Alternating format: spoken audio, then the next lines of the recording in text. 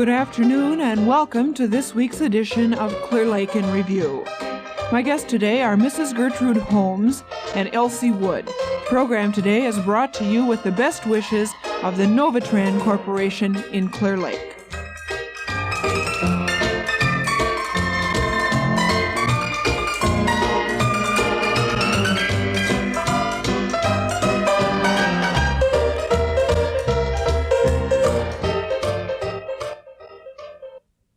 Mrs. Holmes, I guess Gertrude Holmes and education in Clear Lake have been kind of synonymous for many, many years.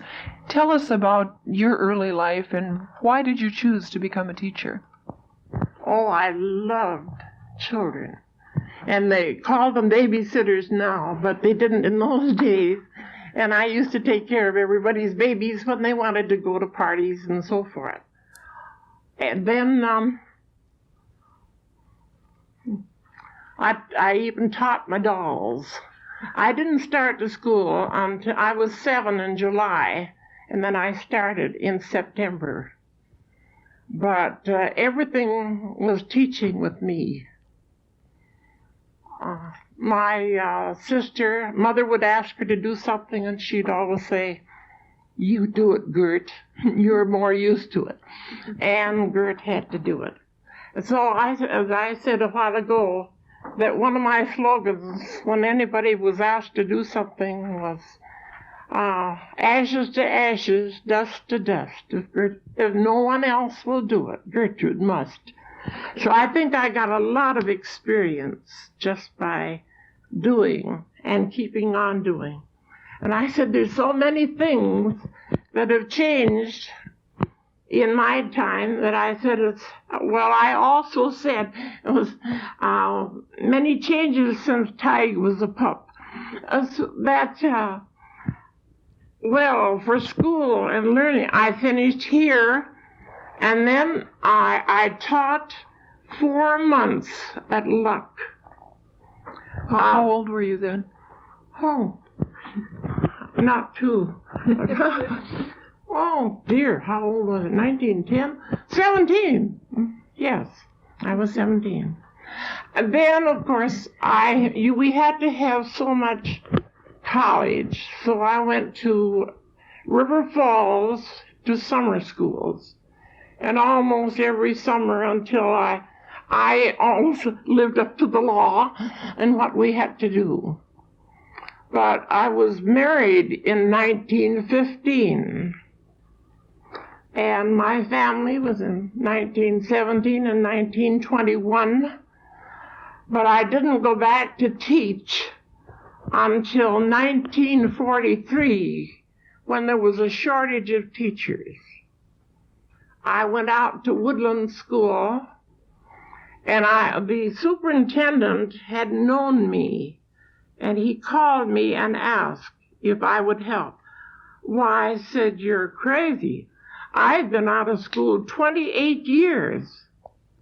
He said, "If I know you, I will still take a chance on you."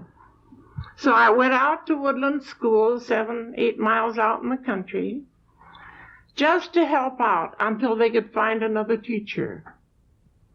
And I was there 16 years. And I used to say at their big picnics that they had, you old bachelors have been hanging around waiting for a good-looking school teacher to come along. You're out of luck, because I'm going to be here another year. I never had but 2 contracts. The one when I went in there and the one when they consolidated with the school. And they were very generous with me, and many times that they gave me $100 or $200 after the year was over. But when I started teaching, I got $35 a month, and that was $1.75 a day.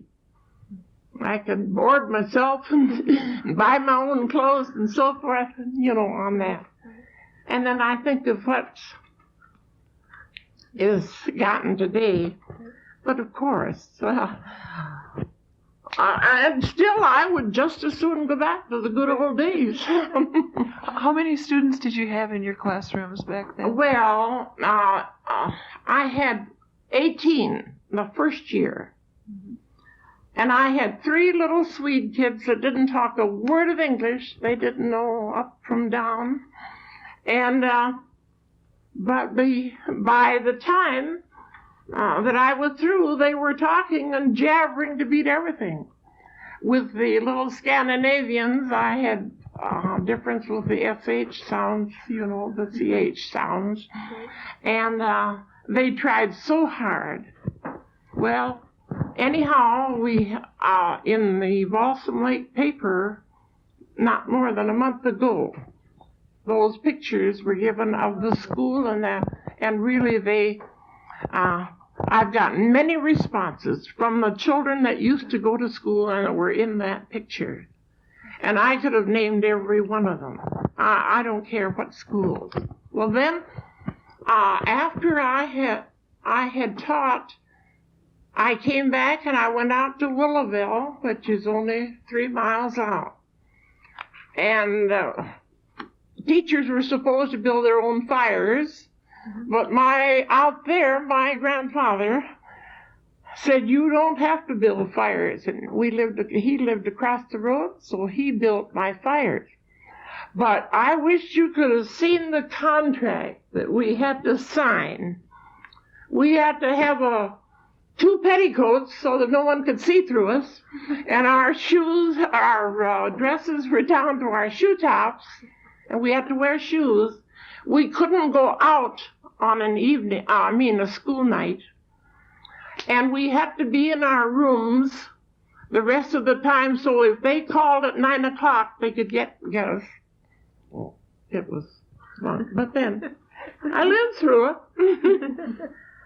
How about your work with the Boy Scouts? It was a very unique experience for you to work with the Boy Scouts. Well, I'll tell you, I formed a little girls' club first, and they just called themselves Busy Bees. Well, the boys said, how about us? And I said, what would you like to do? Well, we'd like to be Boy Scouts. Well, I said, all right.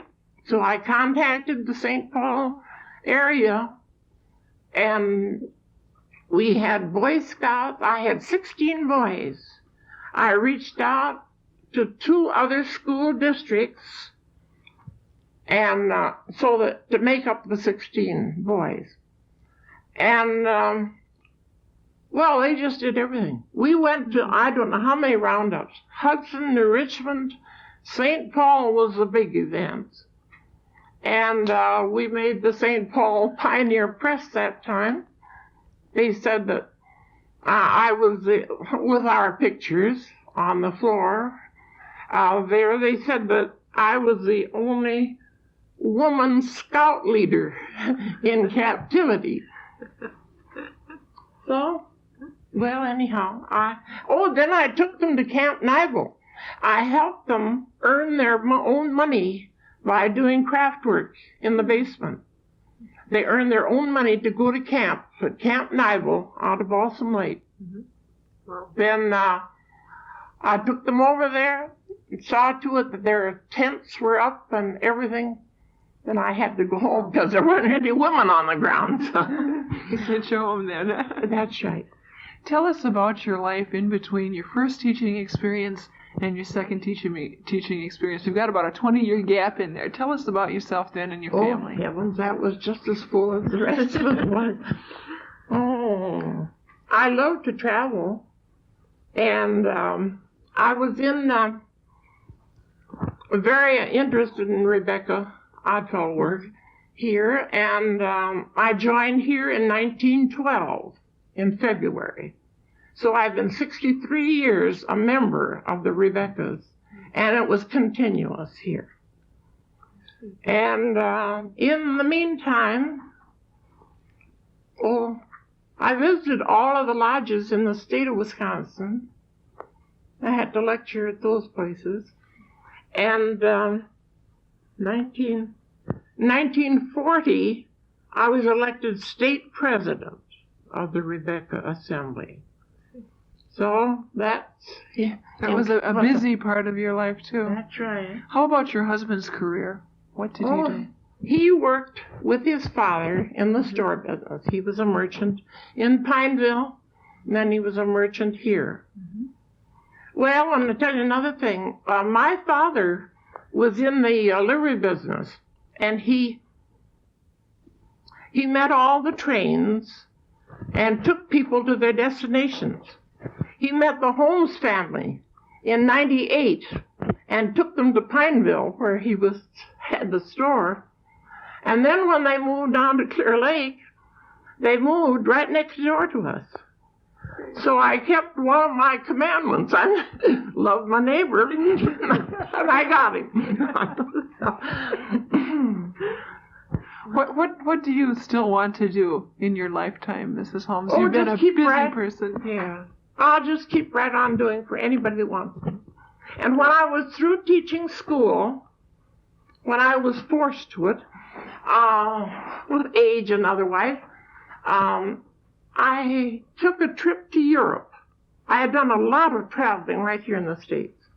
So I went to Europe on a goodwill tour of Rebecca's and Oddfellows, and we visited in 10 different countries and also the lodges in those countries.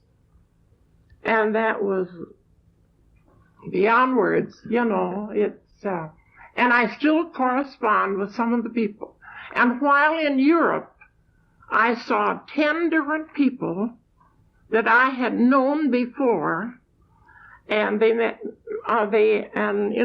invited me to their homes. And it really was, I'll just never forget it. I even visited in Sweden and at Uppsala. And it's a beautiful city, there. Isn't it? Yes, it was. And when I was in Switzerland, I heard a very manly American voice behind me, and of course, turned around, and I said, "You aren't Mickey Headland from Clear Lake?" He said, "I sure am, Mrs. Holmes. What are you doing over here?" And so some of these people said, "Are you just talking to these people, or do you really know them?" But I did know 10 people there. Well, thank you very much for sharing some of your experiences with us today. We have another guest on the program, Elsie Wood, who's been kind of listening to Mrs. Holmes and me talk about things in her life. And one of the things that was important back then, and is going to be important in the Clear Lake Centennial coming up April 12th, is a basket social. So tell us a little bit about the plans for the Centennial Committee's basket social.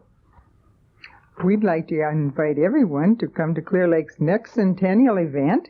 That will be our old-fashioned basket social, Saturday evening, April 12th, at the Clear Lake High School gym. And we'd like to start at 7:45 because we don't want to miss a minute of that special evening.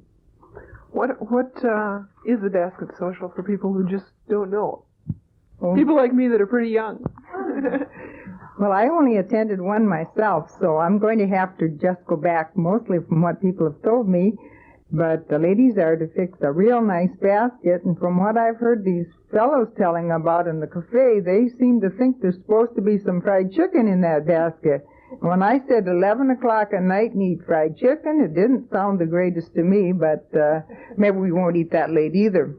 But I kind of think they're kind of looking forward to maybe a little bit of pie in that basket. Some real goodies anyway, because if the fellows are going to have to buy it, they want something real good in that basket. But we don't want to frighten the ladies. Should be something just a little bit better than maybe a cookie, Gert, you're a little bit older than Elsie and me. What do you remember about basket socials? Oh, we just had lots of fun. And I'll tell you, especially your escort, I kept it from Joe. I wouldn't let him see my basket or know what it was. But when he happened to bid on one, then the rest of the fellows knew. So they made Joe pay for it. And I remember out at Willowville, when we had a basket social, well, I don't know what they started it at, but anyhow, Joe paid close to $10, and $10 was money in those days, but he got my basket. But we did have we always put in real nice foods, don't you know? It was tempting. And we decorated them. This one was made out of an oatmeal box, and it had a doll in the top and all her big dresses and all that, you know. It was beautiful. It was no question about it. But it was no put-up job because I didn't want him to get it.